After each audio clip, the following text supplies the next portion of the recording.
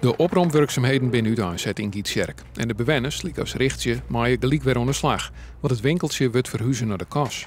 Maar of verkeerd we dat al in, dus ik kan beter hier, ik kan meestal ook al eens in. Dus ja.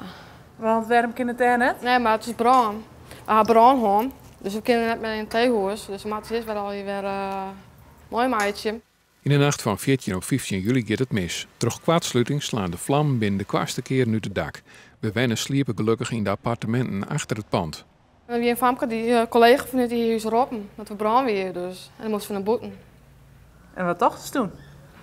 Ik dacht, oh ja, ik schrok wel een beetje zo. We kunnen net naar boven, maar bij mij net komen. Zie je, kist wel zien. Ja, dit is wel verbrand. Het theehuis wie krijgt maar help van de bewoners kleermaken om de eerste gasten te ontvangen.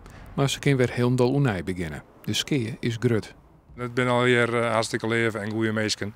En met je al de scouters eronder, dan komen we er echt voor. Is de sfeer nog wel inhouden? De sfeer, zeker. We zijn altijd blij dat ze weer thuis komen. We hadden je gewoon prachtig. En dat mag ik zo blijven. En zo snel mogelijk, maar dat het weer op waarder. Is het ook leuk om je wet te wezen? Jawel, gezellig collega's, dus dan komen wij weer om. Maar de Christ was het theehuis op nijkleer hebben en winkelje kan ontiteit in de kas.